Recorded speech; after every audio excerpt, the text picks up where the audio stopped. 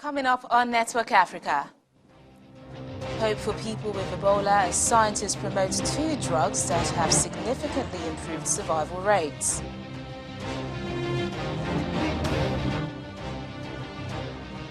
The UN Children's Agency, UNICEF, finds that twice as many children have been killed in the first half of this year than in all of 2018 in Mali. Plus, Israeli billionaire Benny Steinmetz and two colleagues to go on trial in Switzerland for allegedly paying $10 million in bribes in Guinea to win mining licenses.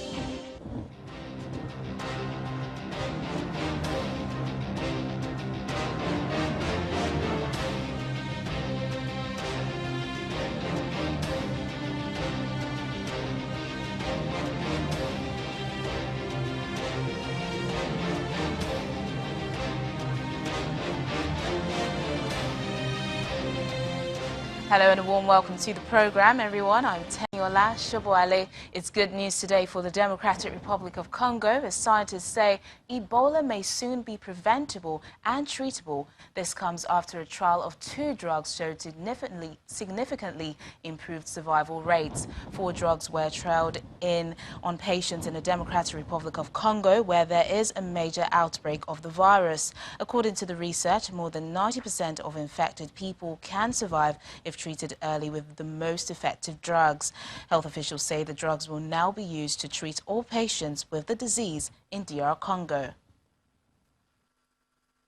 Hope may be on the horizon for those fighting the deadly Ebola outbreak in the Democratic Republic of Congo. This is after scientists with the U.S. National Institute of Allergy and Infectious Diseases announced that 2 potential drugs showed a survival rate of as much as 90% in a clinical trial. The 2 experimental drugs were developed with antibodies harvested from survivors of the Ebola infection. Authorities say they will now offer the treatments to all patients in the DRC. The trial began last November and has been conducted in 4 treatment centers across the country with some 681 patients enrolled. The promising results come amid the second largest Ebola outbreak in history. At least 1,800 people have died since it began spreading in eastern Congo last August. From 2013 to 2016, more than 11,300 people were killed in West Africa in the world's largest ever Ebola outbreak. Officials say the trial's positive findings are encouraging, but it is not enough to stop the epidemic for good. In the meantime, 2 people who have been cured of the Ebola disease have been released from a treatment center in the eastern region of the country. Both former patients were using 2 experimental treatments and have now reunited with their families. They had been among a group of 4 diagnosed in Goma, the largest city affected by the outbreak that has so far killed at least 1,800 people. The 2 others in that group have since died.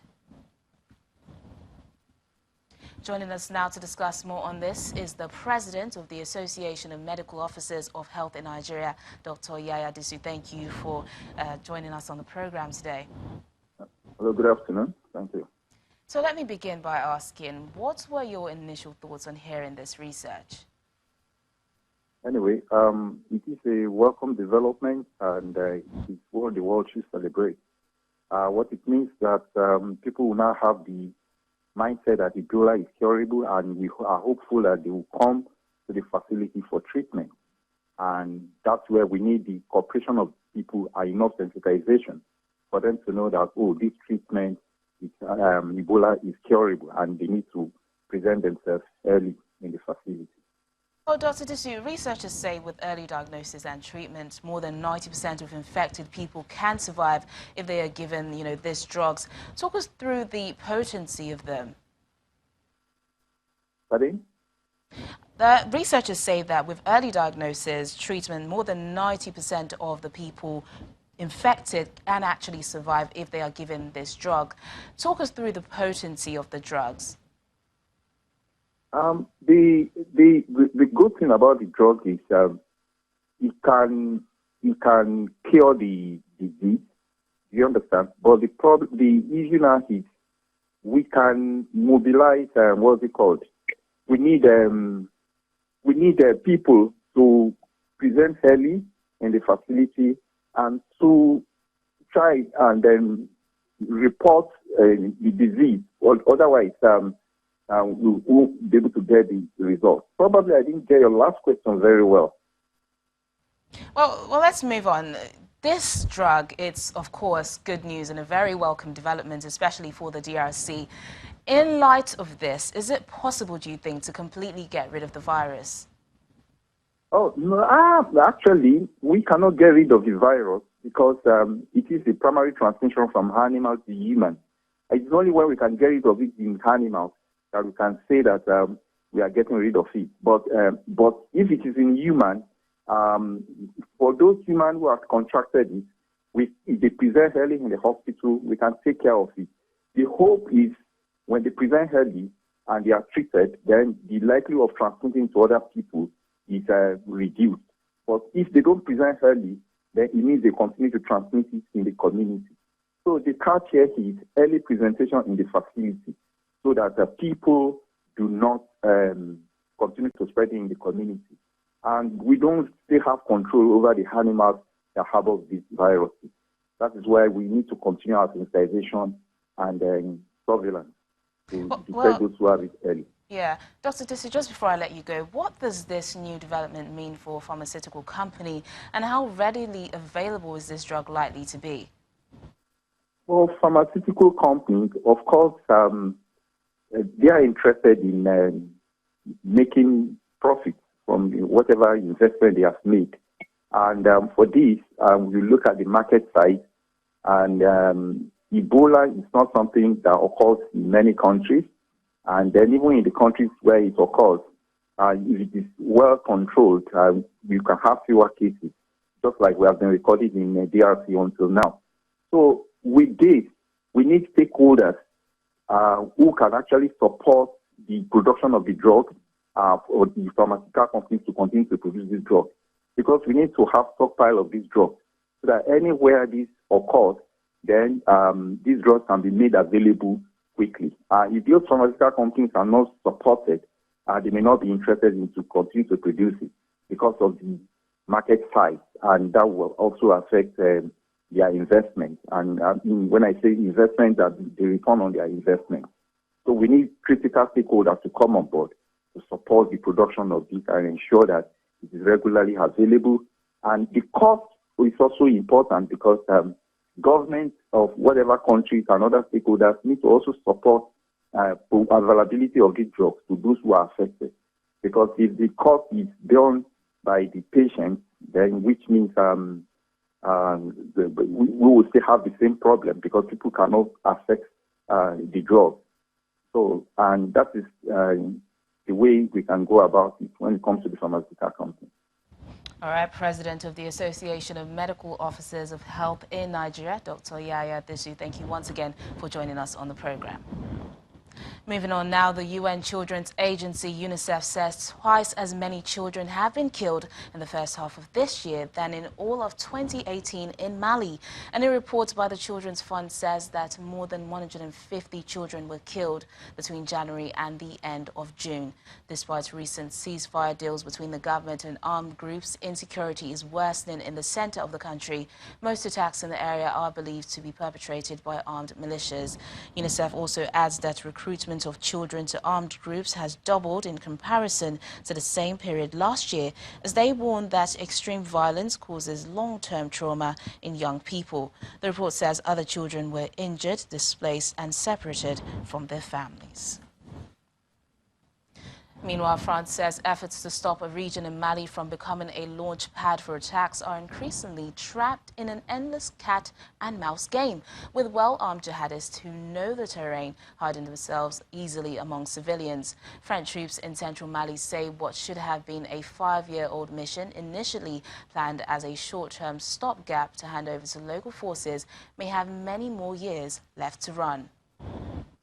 Sandstorms, thunderstorms and villagers reluctant to speak. These were the conditions faced by hundreds of French troops and 100 allied Malians who were searching for 50-odd jihadists in Mali's savannas during an operation in Gumar district.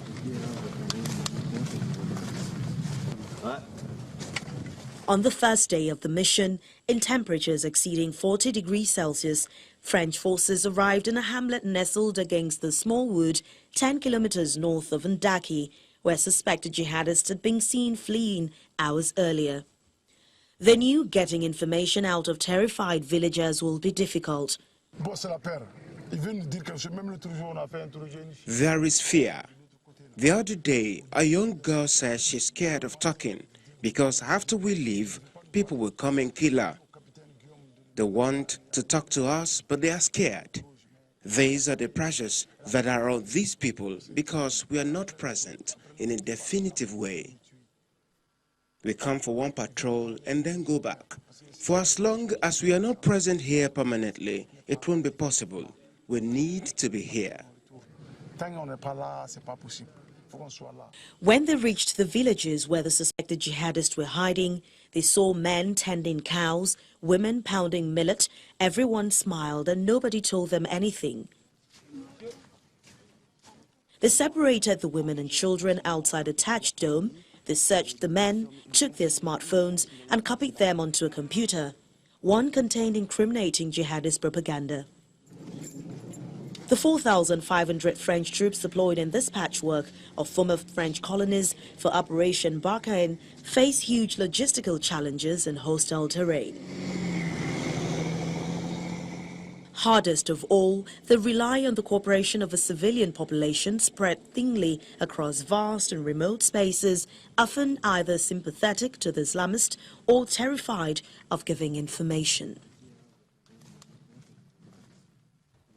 Still on security in Mali, the French troops hope to punch harder against the jihadists as they have acquired new vehicles for their operations. The French military are using their mountain expertise to crack down on jihadists in the Mali desert with new all-terrain armored vehicles from Alpine Hunters Battalion. They have been using the BVS-10 vehicles for the first time in the Gorma region since June, close to the new Gossi base. The village of Gossi, 5 kilometers from the base, is considered a supply point for armed groups operating in the Sahel region.